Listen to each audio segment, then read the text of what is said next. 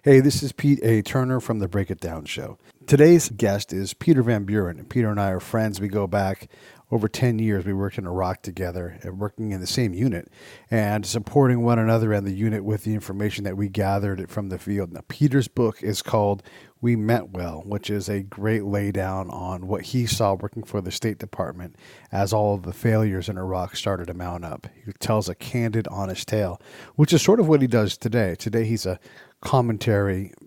He focuses on commentary. You can find him on Facebook, and you should absolutely follow him because he's going to do things like actually read the Mueller report.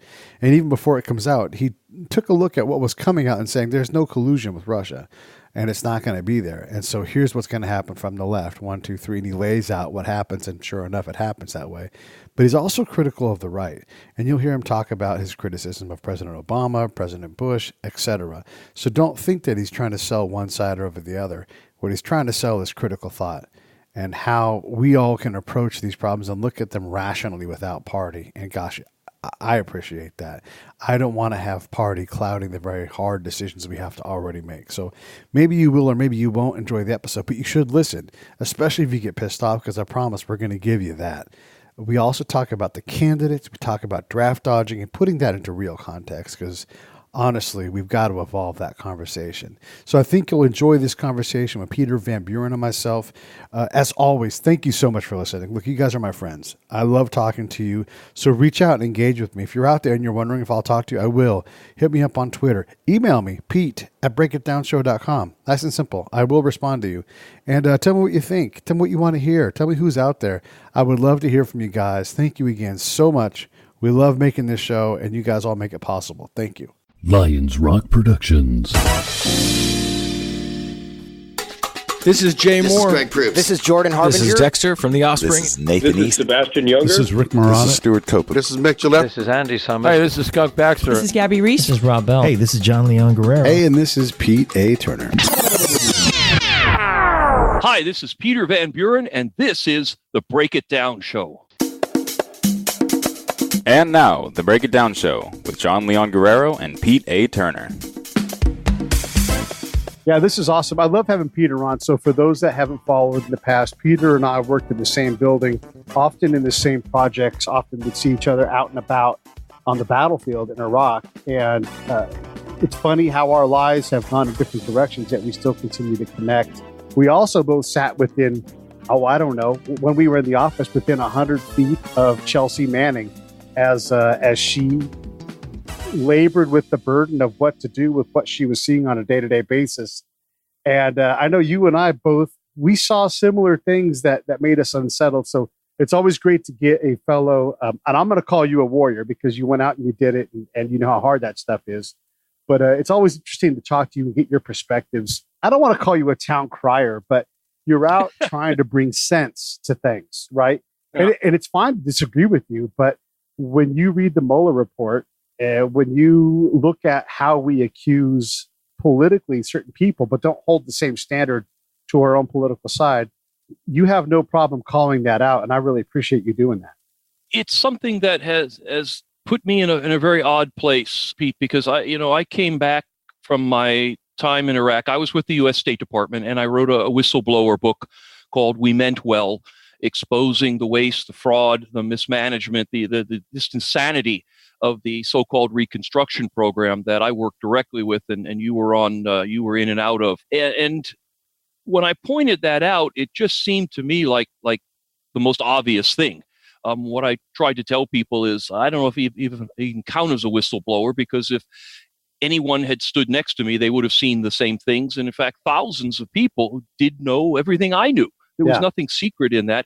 But yet, just simply saying what's true and what's not true seems to be an extraordinary act these days. And it's gotten only more extreme in the last 3 years, when it becomes very, very difficult to simply understand what is going on.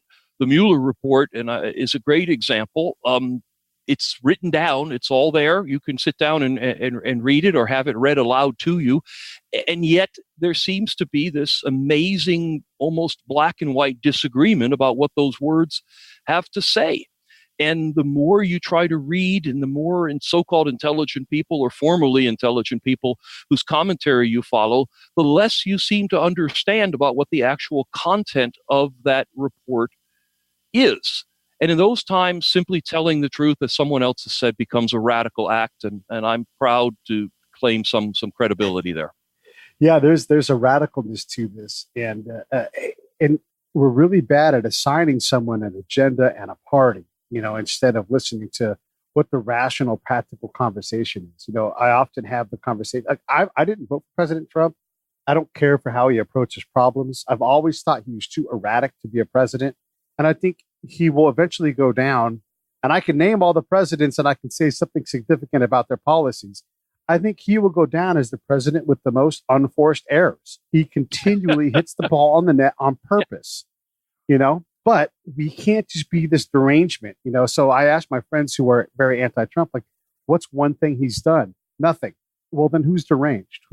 We're not talking about a rational, there's a ratio of rationality. You have to have the allowance that some of the things he has done, even if by accident, can be considered good. Yeah. And this has been kind of a theme in the work that I've been doing in the last couple of years, where I've tried to look at what's actually happened and sort of leave the rhetoric and the tweets and everything else and all the panic, the crazy stuff about how the republic is collapsing aside. And it's not only lost me some friends, it's lost me a lot of jobs. Places that I used to write for, including I've written several times in the past for the New York Times, I can't seem to get through the door anymore. A perfect example was a year ago today, which was when the original summit between Trump and Kim Jong-un took place in Singapore. And prior to that, if you recall, the newspapers were full of stories about how Trump was going to start World War III in Asia with North Korea. And then when he sat down to meet with Kim, everything changed almost overnight. And suddenly he was going to give away the store to Kim. Yeah. And I tried to write some pieces that tempted to say, look, whether you like how we got here or not, this is what diplomacy is. You sit down with your enemies and you sometimes have to trade to get things. Diplomacy does not involve sitting down and telling your enemies what you want them to do, unless that comes, say, at the end of World War I and thing. And that didn't work out well either for historians out there. And so the idea that Trump was going to negotiate with Kim Jong-un was the antithesis of what everyone said Trump was all about, that he was a warmonger, a crazy man, a nutcase with his finger on the trigger. And yet those pieces that I wrote about that were rejected so completely that I couldn't find a place to publish them. No one wanted to hear that Trump had reached a point of diplomacy with North Korea that for one reason or another, 70 years worth of presidents had not achieved. They didn't want to hear that he was in a position to make peace. Now, the fact that it's not happened yet, again, people have leaped to conclusions. I've tried to write pieces explaining that we were at Cold War with the Soviet Union for decades before small steps were taken towards peace, where some classes of weapons were taken out. To simply say you've got to eliminate all nuclear weapons in your first year in office or you're a failure is a ridiculous statement, but yet that was what the media was telling us. And to voice something as obvious as, gee, history doesn't work that way, made me a Trump supporter to former friends who disowned me and made me unpublishable to some mainstream sources that once sought me out for advice. It's not sour grapes. It's simply what happened. Yeah, well, I'll just offer you my platform. Anytime you want to publish something, I'll just take it and put it up. I don't pay very well, but yeah. They don't pay that well either. Don't be fooled by that. Okay, so let's back into this thing. And I want to get into Vietnam deferments, but you're right. Practical, rational assessment of history is that every president has left the next president a burden when it comes to North Korea. And look, we can't have it every single way. You can't say we're about to start World War III because Donald Trump is a madman. And then as he makes progress from the brink of World War III towards potential peace, you can't say he's screwing that up too. Like, ultimately, and this is the point I made to a lot of my friends who are against Donald Trump, like, you want him to succeed or you want there to be nuclear proliferation. Yeah, take your choice. Yeah, which one do you want? Even if he does it poorly, if we're getting away from nuclear proliferation, it's better. But we lose our sense of what is right and wrong over the fact that Donald Trump drives people crazy, which to me, without it being his fault, makes him a bad president because he just drives people bananas. Yeah. Yeah. No, there's no question. But I see the same thing, for example, with pundits who see joy when we get a bad jobs report or when the stock market goes down or something. It's like, ooh, this is going to really nail Trump, isn't it? Well, yeah, it also potentially means hundreds of thousands, if not more, Americans are having a harder time economically. So throw them under the bus so that you can write a snappy take on Twitter about how Trump is. I agree with you. He's going to be remembered by history as a bad president, but I think, once again, perspective requires us. Did he, for example, at this point, has he started a war that set the entire Middle East on fire, killed 4,000 Americans, and squandered a couple of $1 trillion in the Iraqi desert? Gee, he hasn't done that. Right. He opened up prison camps and instituted torture of people as part of American policy? Nope, didn't do that either. Has he conducted drone strikes that have killed American citizens? Talking about Obama now, by the way. Right. Has he conducted drone strikes that killed American citizens? Nah, hasn't seemed to have done that either. Hey, how about invading Libya and kicking off a refugee crisis that may yet bring Germany and other countries in Europe to their knees? Did he do any of that? That was Obama too. Nope, didn't do that. So when we're claiming he's the worst president, the guy who's going to destroy democracy as we know it, end the republic, yada, yada, yada, he's got some competition in those categories. And I know history will not see him as a strong president, a good president, an effective leader of the American people. Of course not. But I think the rumors of our republic's death have been greatly exaggerated. Well, we are good at balance, and we are good at sort of, it's not that you get to have what you want. It's that we get to have what we can all tolerate. And if you're pissed off, it's probably working right. You could also say towards the George the Younger, he attacked our privacy and civil rights, the Patriot Act, Yep. Irrevocably so. And President Obama said, keep that stuff going. So it's, all of the hyperbole aside, it gets crazy. So I'm glad we covered that, but I want to get into putting some reality into the presidential election that's coming up and the candidates as we look at them. I mean, Joe Biden is the guy that everybody likes. And is there an election? Is there an election coming up? That's a little minor thing. Has that been in the news, Pete? A little bit. Yeah, okay. I gotta pay more attention. Without knowing anything about Joe Biden's platform, to include, I would say, Joe himself. And that's not fair, but I think it's pretty funny when you start to analyze a platform, how hard it can be to look at each plank and go, either one, how do you provision this? And two, where are the planks? But that aside, we struggle with Vietnam. And I know you've written about this. You talked about it on Tucker Carlson.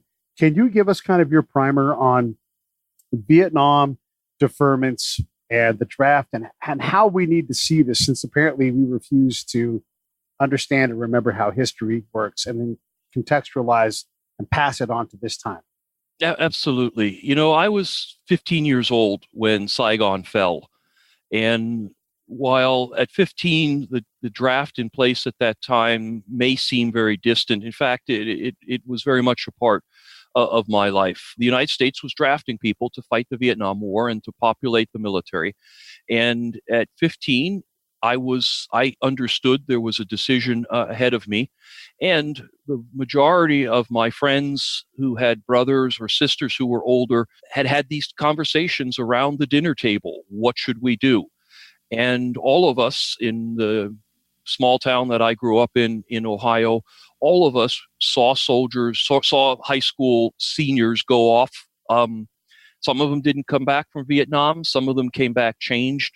Many of them came back with stories that they passed on to us. And so even though I was a little younger than those who faced these questions personally, it remains a part of my personal history. I've had the privilege of briefly meeting Ron Kovic. I've had the privilege of getting to know Oliver Stone. And your listeners will know that those men struggled mightily with the questions.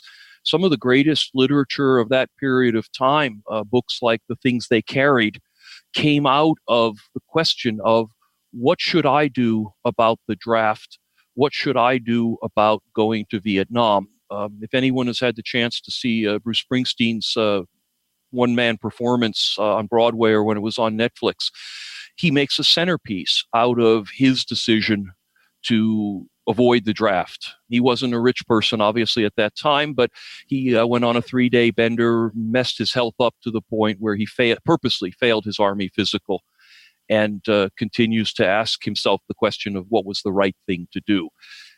Pete Buttigieg, who's running for president of the United States, along with most of the media, has chosen to very selectively and hypocritically judge the decisions that Donald Trump made during that time in a different light than they have other candidates or that they have the decisions that were made in that time period. At the very minimum, Joe Biden, who is basically the Democratic nominee unless he screws something up, did not go to Vietnam. He had 5 student deferments, the exact same number that Dick Cheney, who was criticized for his actions, had. And Joe's final deferment, the one that kept him out of the war after he finished school, was that because he had suffered from asthma as a teenager, he was physically incapable of serving in the military. Now, Joe's autobiography talks about his high school football career. It talks about his summer jobs as a lifeguard and the life messages he learned from that. Doesn't sound as if asthma was a part of his teenage years based on that autobiography. But if you look at the Biden story, it seems very similar to the Trump story, where bone spurs in his foot kept him out of the military. At the same time, Mitt Romney got a student and a religious deferment to the military, did not go to Vietnam. Bernie Sanders kept applying for conscientious objector status. It's not clear, very unclear from the record. He won't answer the question whether he was ever granted it, but he kept the applications alive until he aged out of the draft process, and he did not go to Vietnam. George W. Bush joined a sweetheart deal with the local National Guard, as did former Vice President Dan Quayle, that assured them of a domestic posting that wasn't going to be particularly time-consuming or onerous as a way out of Vietnam.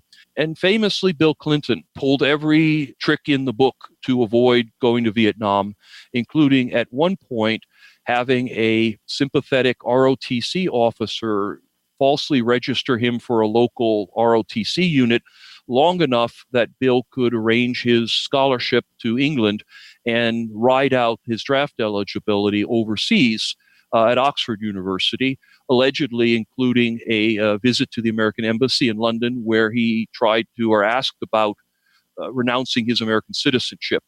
He was elected to office as President of the United States. And in fact, to put this in context, in 1992, when Clinton was running, the New York Times said Bill Clinton worked to avoid the draft, at times cleverly, but in ways that accorded with accepted common practice among others of his generation. Against that history, the Vietnam echo looks like an irrelevance that ought not to distract New Hampshire voters from judging Bill Clinton on his merits. To single him out as the sort of devious draft dodger does him, and the anguish of Vietnam, an injustice.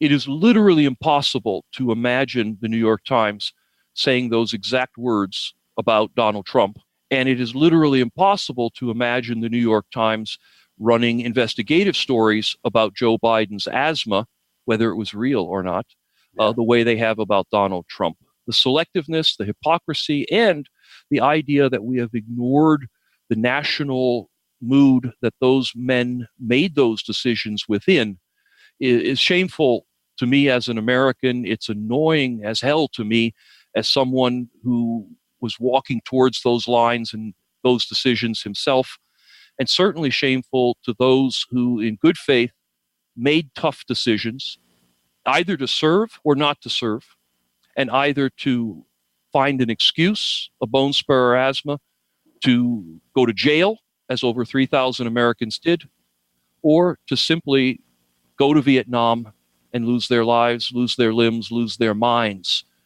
because they chose that particular path. all are done a disservice from one end of the spectrum to the other. Yeah, I want to make sure I say a couple things in response to that, because you're nailing it right on the head. So thanks for doing that. But I will say this about asthma. The military has a thing about asthma. As a kid, I had asthma, and I was athletic as heck all as I grew up. And so if I wasn't coached properly, I could have said I had asthma growing up as a kid. It hasn't bothered me ever since. Yep. And I easily would have been made ineligible for the military. If there was, because, okay, fine. Yeah. Let's get Joe Biden on TV and let's ask him those questions. Yeah. Let's ask him whether his asthma was fake or not. The New York Times sent reporters out to interview the elderly daughters of the podiatrist who did Trump's bone spur diagnosis and wrote front page articles basically saying he's a liar, and candidate Buttigieg has called him a liar and a fraud. So if Joe Biden had legitimate circumstances, great, let's clarify that, but we don't want to talk about that. Right. Yeah, well, that's the thing, right? Those places. Because it is a viable thing. And Joe Biden, or let's say Donald Trump's bone spurs, if there's not a medical record for it anymore, then what are we left with? You know, the memories of an old man who has seen tens of thousands of patients since then. Well, no, his daughters. The podiatrist is dead. The New York Times interviewed his daughters who are now in their 70s. Okay. Did your dad ever talk about Donald Trump's feet at the dinner table? Right. In anticipation of his impending presidency 70 or 50 years later. Yeah. Okay. So how we treat these things. And again, we talked about this off mic ahead of time. President Carter gave a blanket pardon to everybody up in Canada who was an American who had dodged the draft. This is how challenging this time was. Oh, and it turns out the government lied to us about the success, the capability for us to quote unquote win this war, something you and I are very familiar with in terms of what was reality. So to take a person who doesn't believe in the war that's happening, and heck, we had John McKay on the show. He's a Vietnam vet, and he knew well into his time as a lieutenant before even really going. He's like, this is unwinnable, the way we're approaching this. He could see it. Now, he still went, but there are several options. Run, hide, go. You know, and that's it. And I think in that case, any of these options in the context of that time is reasonable. I also want to add, you mentioned about Americans who chose to go to Canada to avoid the draft. Over 100,000 Americans did that. That's a big number. And the idea here is to, again, help listeners who may not be familiar with this history to understand the context that these actions and decisions were taken in, which was very different than the world of 2019. Imagine 100,000 Americans marching off to Canada to avoid something here in the United States. It's a staggering large number. I think also, and I apologize for interrupting you, you know, the idea of the world of America was very different. We did not have the ethos during the Vietnam War of separating the warrior and the war. The way that we can respect someone for his or her service, for example, in Iraq, and realize that entire war was ridiculous. The way that we can separate horrible decisions that led to atrocities in Iraq from the men and women who were ordered to carry those things out. The pilot in Vietnam who dropped weapons on a civilian village was called a baby killer when he came home. The pilots who did the same thing in Iraq and Afghanistan, the wedding parties that were blown up by drone operators, we have a more nuanced understanding that those men and women were trying to do the right thing, that they were following orders, that they are not baby killers. They're people who were given wrong information. And we have that nuanced view of this now. That was not what was going on during the Vietnam War in America, where we associated the individuals who fought the war with the horrible decisions that were made at the highest levels about the war. And we don't seem to remember that. And so when candidate Buttigieg tries to retroactively open an old yearbook and say, you know, this guy, look at this, we're going to judge him in the light of 2019, it really does a disservice to everyone. Well, and I think it undermines his intellect. It's one of the things that he leans upon, and also, and as you stated in your article that you wrote a couple days ago, and thank you for the quote, by the way. When he brings his service in as a discriminator for the presidency, then we have to evaluate his service at a higher level. I mean, Dan Crenshaw gets to say, "I'm a SEAL." Instant bona fides. We need to say nothing more. We obviously know what he does. But what Buttigieg did was he worked on a fob. He rarely left the camp. His job was to basically work a desk and make things happen for his boss. Was he in harm's way? Absolutely. Is he a combat veteran? Of course. But in his short tour, did he develop any kind of look? And this is 100% true. If he was to be on a patrol with me as a person that's got thousands of combat missions, I don't care who you are. Like, I have my eye on you to make sure that you need to be there, that you're a pro. And if not, then part of our attention has to be to make sure that you know what you're doing. He's not a pro. He would get the treatment of someone who is not validated to be there. So he doesn't have that. As much as he wants it, he doesn't have that. He served, he answered the call, all that stuff's heroic. But to put himself above anybody else who didn't serve, I mean, look, all of these politicians that have been working on policy for years have a huge leg up on him in terms of qualifications. So for him to take his minimal service record and make it into a differentiator, whether it's against his peers or Donald Trump, is really, I think, to me, inappropriate. I agree. Now, I'm on very thin ice here in America in 2019, Pete, because I did not join the military. I was in the State Department for 24 years. And as you mentioned in your introduction, I spent a year in Iraq, forward deployed with combat units. I was outside the wire. You can look at it however you want to. You can call me a big pussy, or you can say that I earned my place. But I'm on thin ice because in America in 2019, we aren't nuanced in certain ways. And so criticizing military service or asking questions about it, let me say that, let's not say criticize, let's say asking questions, Fair. Is essentially a third rail. You just can't go there. Right. And with Buttigieg, he has taken advantage of that. He has said, look, I was a couple of months in Afghanistan. I did some driving for my boss, and I steered a desk behind the wire. I doubt he had a cold meal or ever slept a night off of clean sheets. Yeah.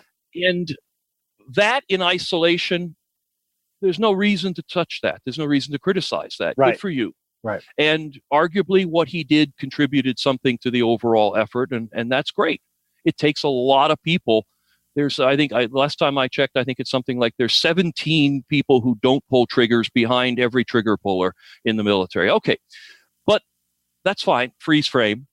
Then, though, to say that has given me life lessons that prepare me for the presidency is, am I allowed to say bullshit on this show? Yeah, I think, I'll say it. It's bullshit. You know, you don't get to throw the dramatic, while he was doing a reality TV show, season 7, I was packing my bags for Afghanistan. For Afghanistan. That's what Buttigieg said. That was his That's quote. his quote. So, Yeah. I mean, if you kind of take the military part away and say, hey, one summer I helped my dad in his office with the books, is not a resume item for me to be chief accountant at Price Waterhouse. And that's what Pete is doing here. Mayor Pete is trying to take helping the equivalent in accounting terms of helping his dad with the books one summer and inflate it into, I can be a better president than someone who didn't do that. Yeah. If that is the case, if Pete's statement is accurate, then he should drop out of the race immediately, because Seth Moulton, who's a Democrat running alongside of him, had 4 serious combat tours in Iraq, including leading infantry Marines into Baghdad in the 2003 push. Tulsi Gabbard did 2 real tours in the Middle East, one in Kuwait and one inside of Iraq itself. So if Pete is going to claim that any military service is better than no military service, and that's the standard, great. We take you at your word, Pete. Please go away, because you are not the most hairy veteran in the race today. The line starts behind Seth Moulton, runs through Tulsi Gabbard, and you're in third place, pal. Yeah. Let's also not forget that we seem to not like generals as presidents anymore. We're not comfortable with that. So why are we comfortable with an O2 or an O3 being a president? Like it's I appreciate that service matters, but we've gotten away from that. It's very interesting, and I understand, of course, it's far more complicated than just to pull the Vietnam card out in isolation. But we've elected now two presidents who found their way out of Vietnam service, Bill Clinton and Donald Trump, and I'm going to count George W. Bush in there too. So let's say we've elected three presidents who have found their way out of Vietnam service, and we have rejected John McCain and John Kerry, who both arguably had pretty rough times in the war.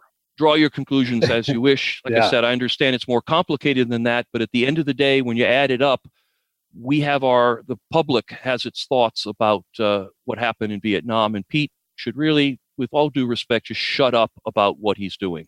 Yeah. When you look at presidential resumes, are you related to President Van Buren? Is that part of your family? I am not, actually. Okay. Martin Van Buren, as everyone knows, was both our eighth president and a previous Secretary of State, and one of the most corrupt presidents in American history. So in many ways, it seems as if he and I share some DNA here. But in fact, I worked at a place where there were a number of professional genealogists, and they actually, as a courtesy, helped me determine without any shadow of a doubt, I'm not related.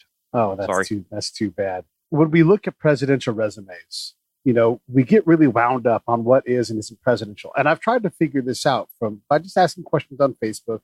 What are attributes? What are the qualities that we want in a president? And we say honesty, but yet politicians are known for lying. It's not like Donald Trump invented lying, but we struggle with this. And okay, so someone can have a weak resume, and I'll say that Mayor Pete Buttigieg has a weak resume. I'm confident in saying that because you look around at what does take to run this country. You've worked for the State Department. You know how complex of an organization that is and how hard that must be. And I don't know if you would even want the job as Secretary of State, but only if you were president. Otherwise, no thank you. Shots at 4 on Friday. Obviously, he's legally qualified, but can he really have a realistic claim to being prepared for that impossible? But that job is so hard, it kills people. No, Barack Obama, Jimmy Carter are perfect examples. Both were extremely well-meaning people, I believe. Yeah. I disagree with them in various policy ways, but I do believe that both Obama and Jimmy Carter, just to pick those two, were sincere people. I think they had some good ideas that they thought they could put into play when they entered office, and they failed miserably because they truly did not understand, in even the simplest terms, how things work. Barack Obama, when he was elected in 2008, could have ordered rivers to flow in the opposite direction, and 90% of the American people would have supported him in that. And yet he failed to get many of his signature things passed. I don't want to open the can of healthcare, Sure. but what Obamacare ended up as was nowhere close to what he intended it to be, and an awful lot of his signature accomplishments ended up being simply executive orders. And when Donald Trump was elected, he crossed those out and said, "Well, they're no longer in action." And that shows you what happens when you don't understand how to manipulate and work with other parties and the bureaucracy, and you just go in there and do stuff with executive order. And Pete Buttigieg, Judge, if he even got as far as all this, would be a perfect example. He's been the mayor of a tiny little town in rural Indiana, and that's it. That's the set of experiences he has to bring. He's had some great education, but education is not the same as understanding how government begins to work. You cannot pick up the phone and call the State Department and say, "We're changing our policy in India on X, Y, and Z. Send me a note, when that's taken care of." The military pretends to say, "Yes, sir," and then the same problem. You don't just tell these giant bureaucracies what to do. In addition, everything you tell people to do has to be paid for. Yeah. And that means Congress. And someone who has no experience and enters under the divisive circumstances that the next president will enter under, whether it's in 2020 succeeding Trump or the guy after that, is going to have to be someone with enough experience in Washington that they can understand that. Now, if anybody thinks I'm trying to lay out the resume of Joe Biden, I will say that experience is not the same as baggage. And Joe Biden, while he's had a lot of years, he's been in Washington since 1972, kids. Ask your mom and dad where they were in 1972, and that's when Joe entered politics. And Joe had the experience and then passed that line and has moved into the point where it's all baggage now. We've seen that this last week with, for example, his former support of the Hyde Amendment, which prohibited federal financial support for abortions. Joe has supported the Hyde Amendment since the 1970s, and last week, when someone pointed this out, he then changed his mind on it. Joe was the leading prosecutor against Anita Hill when she made valid claims that Clarence Thomas, Justice of the Supreme Court, sexually harassed her, molested her. Joe Biden led the charge to degrade and humiliate Anita Hill. That was what his job was at the time, but that baggage is carried forward in a way that would not make him an effective leader in Washington. There's another point, though, I want to touch on with Pete Buttigieg, and that is to kind of bring this all forward. Pete wants to judge Donald Trump's actions in the 1970s in the pure light of 2019. So, fine, let's do some of that. Okay. Pete has said that his service in Afghanistan is something that has given him life lessons that Donald Trump will never have. Okay, point taken. That also, of course, scratches Joe Biden off the list. It puts Seth Moulton and Tulsi Gabbard ahead of him on the Democratic side. But more importantly, let's look at the life decisions that the other Democratic candidates post-Vietnam have made. Elizabeth Warren, Kamala Harris, Cory Booker, pick your others. Yeah. Prior to them, President Obama. Each of them had the opportunity to volunteer for the military and chose not to do so. Let's ask them, why not? Yeah. This argument that, well, someone else went in Donald Trump's place has validity to it. Someone else went in Bruce Springsteen's place and my place. Sure. Well, let's ask about that. Why didn't you, Cory Booker, raise your hand? Yeah. What were you doing? What were your priorities? And if serving in the military provides you with life lessons, if, as Buttigieg has said, we all owe the country something, he's a big proponent of some form of national service, whether that's military or in a civilian capacity. If that's true, well, why not ask Kamala why she didn't do it, or Cory Booker, or Elizabeth Warren, or any of the other candidates there? Why didn't they volunteer for the military? Barack Obama obviously had some other priorities. He went from one great school, expensive great school, to another great school, and he didn't go to the military. And why not? Why didn't you volunteer? Because Barack Obama, had he volunteered, would have been in Iraq or Afghanistan, and someone went in his place. And God help us, I hope it wasn't one of the thousands of Americans who never came home from those wars. But let's ask him.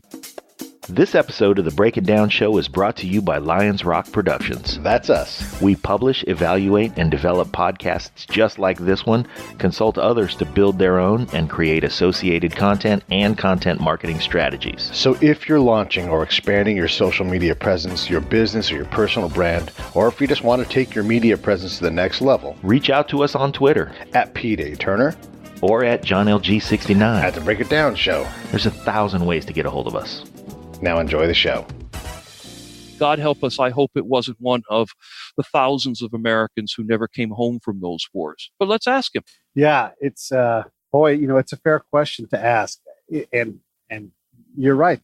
These things go both ways. The Joe Biden thing is interesting because he wasn't seen as a viable candidate 15 years ago. He just wasn't. He was a joke, if anything. Like, oh, that's Joe.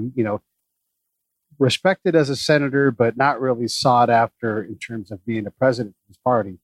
But now it seems like being vice president has given him some kind of inertia that will put him over the top. And maybe he'll be the right guy. My question is given the challenges of being president, isn't it fair to assess with a clear transparency, crystal clear, the health of someone like Bernie Sanders and Joe Biden? Because we're talking about a job that wears people out. The demands are enormous. And I just don't know that an 80-year-old man should be president. He's older than Joe Biden. He's older than Donald Trump.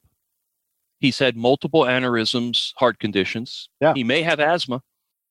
You've got to ask the question of at what point is this job too physically demanding for someone his age or Bernie Sanders' age? Because we have asked that question about Donald Trump. The media has constantly speculated about Trump's health. Yeah. When Trump releases his White House physicals, the media calls them lies. Right. When Trump releases his physicals, they say the doctors made up the numbers and left out important information. And now a new wrinkle, this is kind of unique in American history. The media has now embraced the theory that Donald Trump is mentally ill. Okay. Based on some goofy psychiatrists who have judged him based on his tweets and came to some bizarre conclusions that he is literally mentally ill to the point where he should be forcibly removed from office. So if we're going to ask the questions about old man Trump, I think we need to ask those same questions about older man Biden. Yeah. I'll point out also that while Trump's age and health, including his mental capacity, has been open game, the media scolded any conservative sources that ask those questions about candidate Hillary Clinton. So again, we're left with this hypocrisy. We're left with this unequal application. But even if we kind of sweep away the BS, there are sometimes questions in the middle of all this garbage that are valid questions to ask. And I think physical condition, more than age, you can be pretty much a mess at 45, and you can be in pretty good health at 75. Let's ask the questions, though, and see where those answers go, and not apply different rules to different fools. Yeah, especially given the complexity and the requirements and how, it's a job that requires, it takes more physical examination to get a lot of jobs, to become a private in the Army than it does to become president. So, or a truck driver. You have to go in for a physical all the time as a truck driver, right? So this is something that, we want to know more about.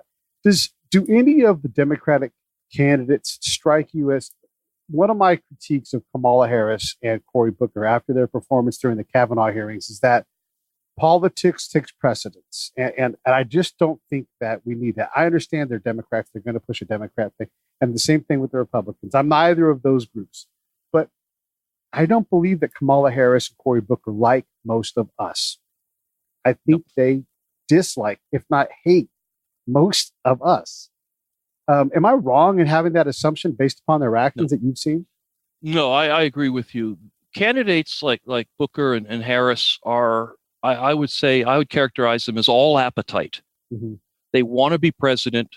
They want the power. They want the recognition. They want the historical name. But they're not particularly interested in governing. They're interested in self-improvement. And they just want to eat, and votes are the food that they live off of. And I don't think they would make effective leaders because they're not interested in leading. They're interested in self-aggrandizement. And their records to date are very similar. When you see that folks who just kind of do a few things at this level and then they jump up here. Yeah. And then they do a few things at that level and then they come up here. And what they're trying to do is build that glorious political resume that makes them bulletproof. They want to create some B-roll along the way. And that's that. When they leave a trail of broken stuff behind them, Cory Booker, for example, did a miserable job as mayor of Newark and was sort of run out of town. Now, he failed upward, and that's always an admirable trait when you can pull that off. But it seems like just kind of a stepping stone. Pete Buttigieg falls directly into that category as well. So he goes, Oxford, check mark. Works at a big McKinsey, a good white-collar job, check mark. mayor of a little town in Indiana. Well, it's politics, check mark, because keep in mind, Buttigieg tried to be all sorts of other things first before he ran for mayor. Right? He wanted to be head of the DNC. He wanted a lot of other political positions, and he couldn't get any of those. And so he kind of settled on mayor of South Bend, Indiana, as if, getting the snow off the streets and picking up the trash is going to put him in a position to resolve the crises that will face him as president. These people are appetite. They're people who simply want to be president. And Biden is so obviously in that category. The man has failed twice to successfully run for president, embarrassingly so. Yeah. He settled in as Obama's dad as vice president at a time in 2008. America loved Obama, but was still a little cautious about him being. Did you know he was black? What? Yeah. Well, half. But they were a little bit cautious about him being young and inexperienced and black. What? And so, we appointed Joe Biden to be his dad.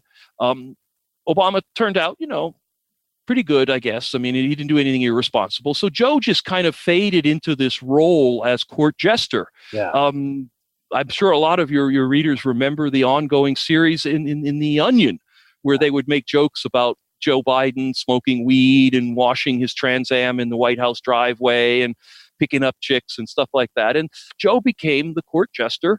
And that was his role, because his original role turned out to be not needed. And now he's got one last swing at this. The Democrats are going to probably run him as candidate because he's less bad than everybody else. So it's not a good situation. It's not a good situation because, frankly, I'd like to have someone come in and take their turn and really work on building some consensus. We've had this maddening tilting of the political scale. Hillary Clinton was pay for play before Donald Trump was.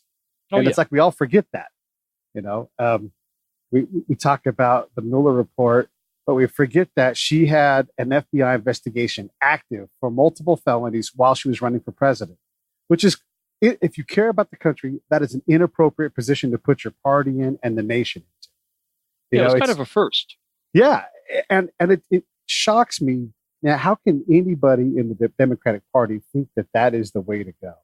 It's unconscionable to think that someone who admits to committing multiple felonies accepts responsibility. These are her words. I accept responsibility. And then she's a candidate while this is going on. And then ultimately her husband talks to, Loretta Lynch in an unauthorized meeting the day his wife's getting deposed. And you can see the polls drop precipitously. Each time these things came out.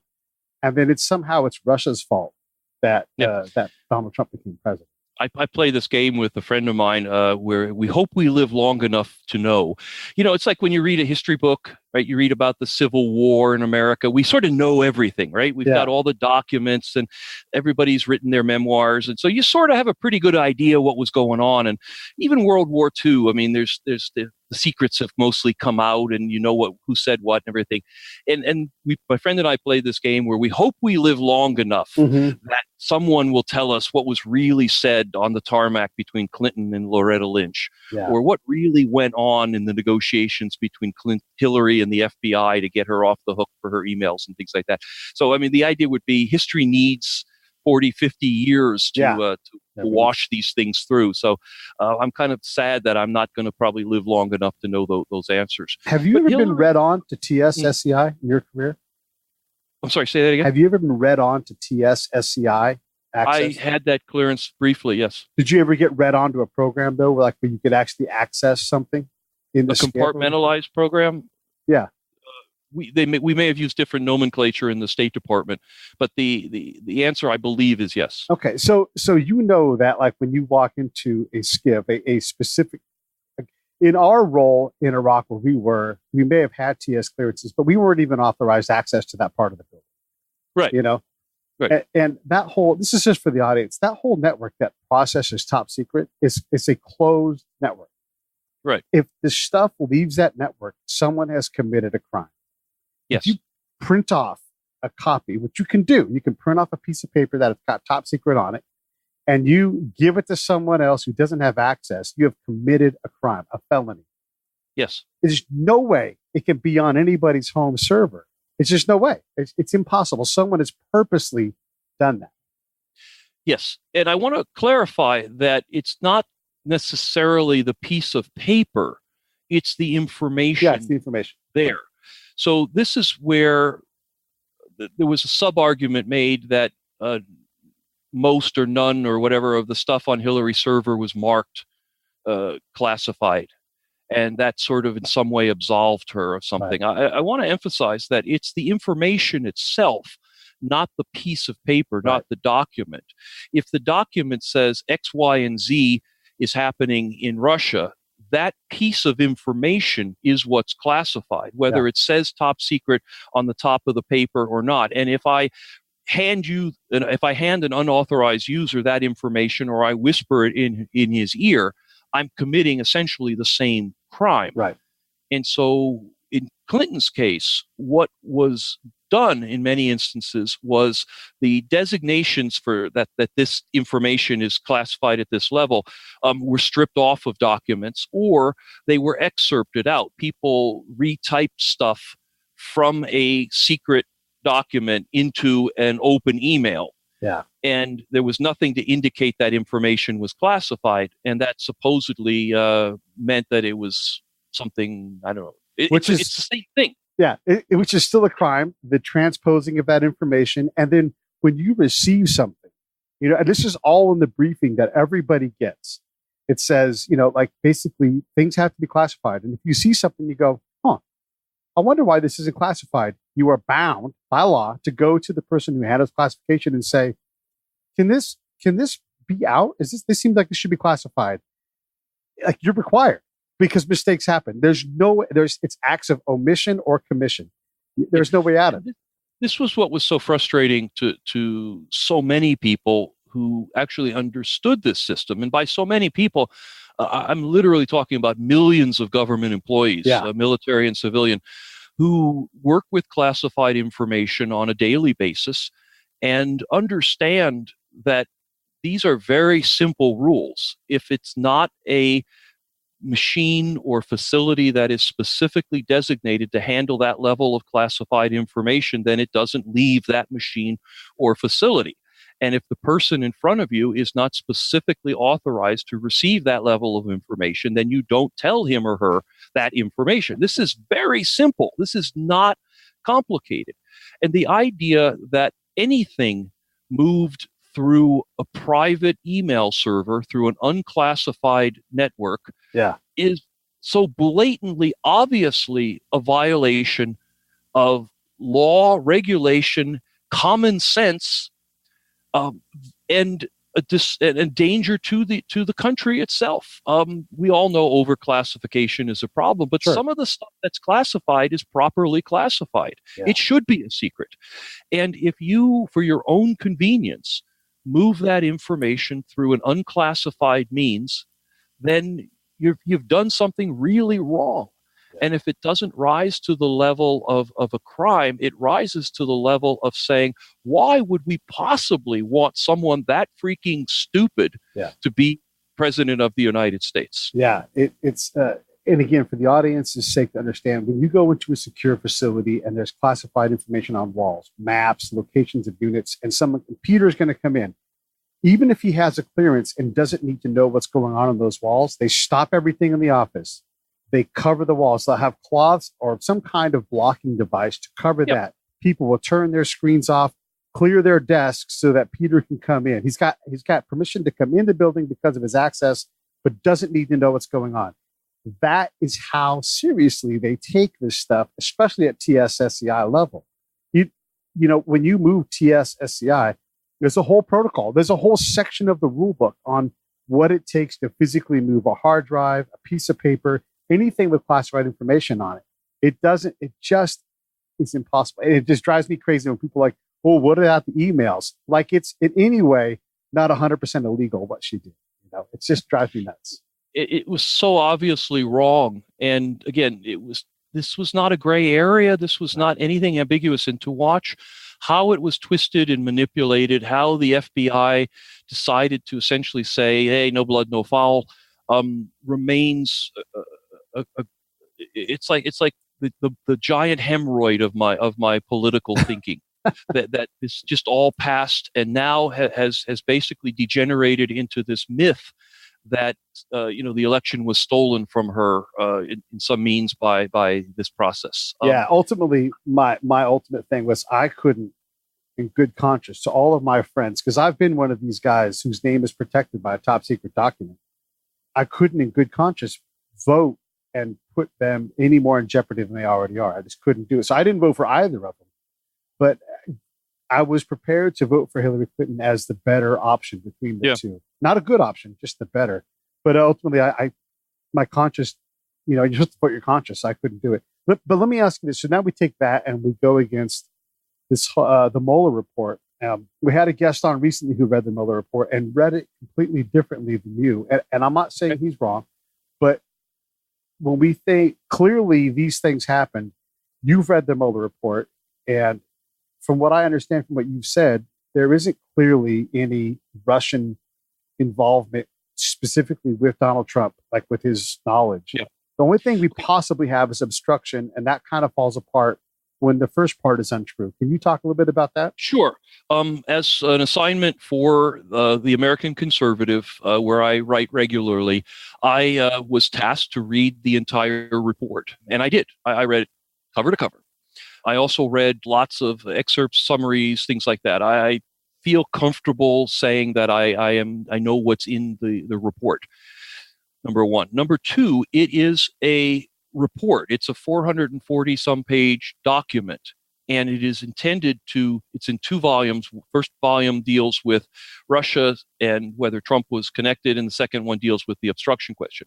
And it is designed to answer a broad questions.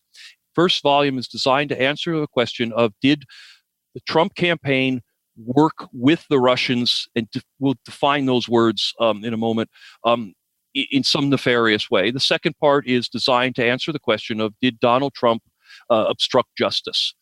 And so you have to understand that's what the report was doing. So if you go back and cherry pick a line here and a footnote there and draw some conclusion, that conclusion has to be valid when you zoom out and look at the whole thing. Okay. It's the classic case of the 10 blind men feeling the elephant, right? Yes. Elephants are short, elephants have long noses, whatever. It's not valid unless it describes the whole thing. And so many of the people who think they know what the Mueller report is really saying, who think it's written in code or a roadmap or things, are actually picking pieces out that make some sense when they're looked at in isolation, but don't make sense when they're looked at in the totality of it. Yeah. The first part of the report is what the whole thing was about. This is why there was a Mueller, a special counsel, and before him, the FBI working on this issue. We will, for argument's sake, agree with Mueller that the Russians, in some form, attempted to, in some way, influence the election. I know there are arguments within that sphere, but we could be here for a long, long time sorting that out. How much was the Russian government versus simply Russians, how much influence they actually had. These are valid questions, but we'll assume for argument's sake that some Russian entity attempted to influence the election. Now, that happened independent of Donald Trump, Hillary Clinton, and it happened under the watch of Barack Obama, John Brennan, James Clapper, who were supposed to be protecting us from these things. Okay. So that went on, and it pulled in characters like WikiLeaks and things like that. Now, the question is, did Trump, in any form, the Trump world, the Trump campaign, actively participate in that process? Did they work with the Russians in some way? Now, to say that Trump, for example, as some critics of the Mueller report have said, Trump changed his messaging in line with WikiLeaks releases. Yes, but that's very different than a coordination. For example, the Clinton campaign changed their messaging in line with the Access Hollywood tapes. prior to the thing where Trump announced what he likes to do with women, the Billy Bush tapes, the Clinton campaign was messaging one way about the way he interacted with women. Sure. And when that tape came out, they changed their messaging. Are we claiming that they colluded with Access Hollywood? No, we're not. So the idea would be that did the Trump campaign in any form work with the Russians, interact with the Russians, cause the Russians to change what they're doing, do things, whatever, any of those words, any verb you want to use? And the answer, according to Mueller, is no, they didn't. People talk to each other all the time. Foreign governments are constantly probing campaigns because they know that one of those two people, Clinton or Trump, is going to be president, and they want to get in on the good side. And you can trust me that lots of foreign governments were interacting with the Clinton campaign in some ways. They just want to get to know the people, if nothing else. Okay, so the first part of the Mueller report is as unambiguous as it can be. There was no conspiracy, no collusion, no verb that you wanted to pick in there. You can bark all you want about meetings and phone calls and all this other stuff, but it simply did not happen that the Trump campaign actively worked with some entities in Russia to do this. That's very, very clear. How do we know it's clear? Because nobody got charged with it. No American in any way was charged with anything. Not Donald Trump, not Don Jr., not some low-level camp follower. Nobody was charged with working with the Russians. It's that straightforward. Yeah. You then move on to the second half, volume 2, which is really where all the action is these days. I don't think anybody on the Democratic side is seriously still talking up the Russians. I mean, they play at it, but I mean, it's kind of there. I don't know what Rachel Maddow talks about anymore. I don't watch the show. I can't imagine she has anything left to say. She's probably just doing reruns at this point. So the idea is obstruction. And the idea there is that Mueller points out, I think it's 10 different things that Donald Trump did which could be considered obstruction. And he tries in the report to lay out the three crude factors that have to be in place. One is that the act had to be or attempt to be obstructive. It had to be done with the intent to obstruct, and it had to have been aimed at the investigation. It couldn't be something random or off the, and he lays these out for these 10 things. And this is where the Democrats are poking and are going to be holding hearings from now until Election Day in 2020, is to parse this all out. When you read through them, it's obvious that whoever wrote the report thought some of these were a lot closer to the legal definition of obstruction than others. Some of them fell into some very gray legal areas about if the president could legally do something, could you call that an illegal act? Yeah. In other words, if the president legally was able to fire James Comey, which he was, could you actually say that his legal action was a crime? Right. Now, it's not very clear, but the answers to those questions, they get into some very complicated legal territory, even before you bring up the fact that it's the president of the United States. Mueller, at the end of his report, 440 pages, came to a default conclusion. In other words, the report does not say this is an act of obstruction. It does not say, had it been anybody but the president, this would be considered an act of obstruction. It does not say this is so complicated that it must be resolved by impeachment. There are places in the report, the line that a lot of Democrats have pulled out is that something, these issues can only be resolved through an additional process or something along those lines, which everyone understands to be impeachment. That is a statement of fact. It is not a call to battle. In other words, if you said to me, hey, Peter Van Buren, the president took a completely legal act firing James Comey, but it seems like it ended up doing something for illegal means. How do we sort that out?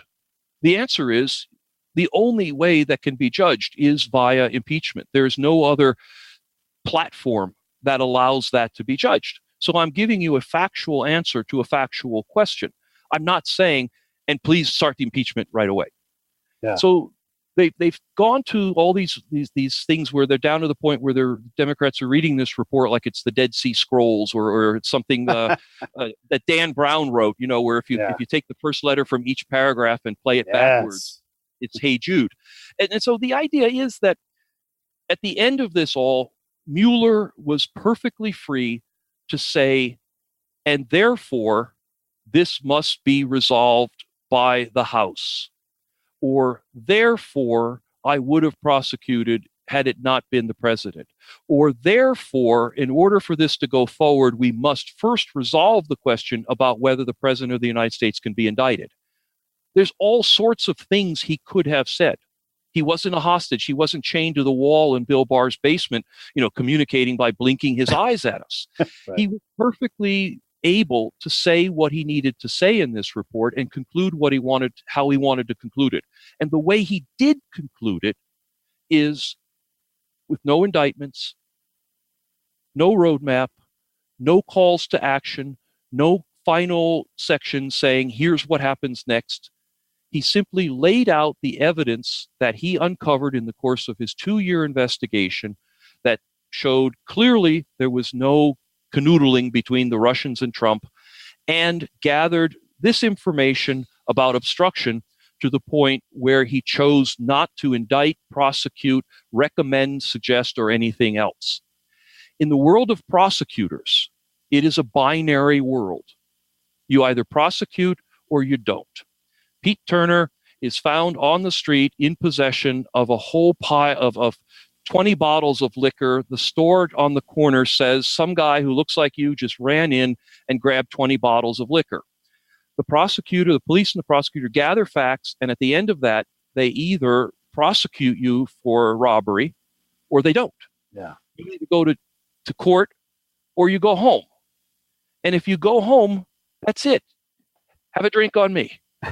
And Robert Mueller chose not to prosecute. And whatever you read into his report, at the end of the day, you have to understand that that's what he did. And he was given a second opportunity to, kind of nuance it a little further in his press conference and to say whatever he wanted to say. Again, there was no one putting a gun to his head. And he basically said, the report speaks for itself. The actions that he took are clear. And at that point, you cannot conclude anything different about the report. Yeah. The House can, in fact, open impeachment proceedings today. They have 448 pages of information in front of them that they're welcome to plow through and take a vote on. But they're not going to do that. They're afraid to do that because they know that information clearly in the eyes of Robert Mueller and the Department of Justice, who I understand we now label as a bunch of stupid cucks, and therefore they're all on the hook to Trump. And Bill Barr is a trite. We've kind of shuffled them off stage by labeling them as terrible people. But there's a lot of smart lawyers who have come to the same conclusion here. The fact that journalists seem to see clarity in all this, that the people who are actually charged with doing something don't, is by itself a significant tell. I'd rather not hear some guy who writes for the New York Times tell me the Mueller report is a clear roadmap. I'd rather hear someone in the House whose job it is to push impeachment forward to say, we're going to impeach this guy on the facts in the Mueller report. But they haven't said that. Yeah. Yeah. I mean, so for people that don't understand, when you have a military person do a briefing, they understand exactly what to say. There's this thing we have called bluff, bottom line up front. Bottom line up front is we have to prosecute. Bottom line up front is there's not enough evidence to do anything here. You guys are welcome to look at more stuff if you want to, but here's the report. Mueller is not afraid to say exactly what he thinks, and he's done that. And he reiterated it in his announcement. So you're 100% right. And then the same reporters that constantly wanted this to happen are the same ones that said that it's not a problem. It's cool to have TSSCI on a server in someone's garage. And as the spy in me says, let me know where there's exploitable information, because I will absolutely undermine and I will accomplish my mission. Nothing will stop me And if something does stop me, there's another me behind me that's trying from another angle. So that stuff is uncoverable. We didn't find anything. I'm not saying President Trump is a great guy. I think he's an asshole. But agreed.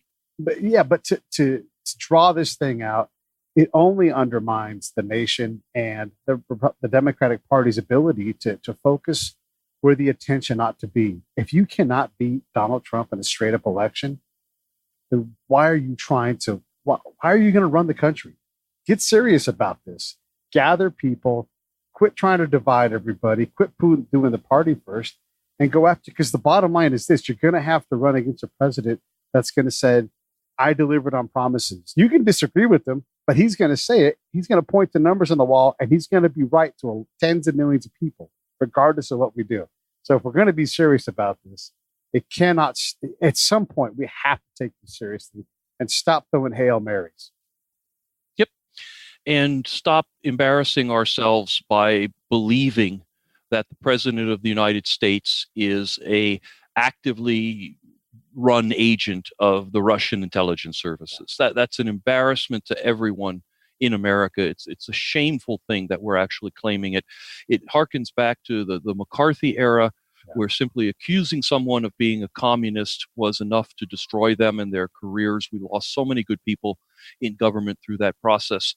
And to attempt to drag that crap forward and use it against the president with no evidence, we have it now. Robert Mueller spent 2 years looking, and prior to Mueller, the NSA, the CIA, the entire technical and means of the United States was deployed on this topic. Trust me, they looked. Yeah, they do. They look at everything. I mean, they've got the ability to look at everything. It's what they examine. Okay, well, listen, I've had you for an hour. It's been fantastic. I always love when you come on. Thank you so much for doing that. Is this the interview? I thought we were just talking. I thought you just called up to kind of hash through these things with me. This is the interview? Wow, this is a great show. Break it down.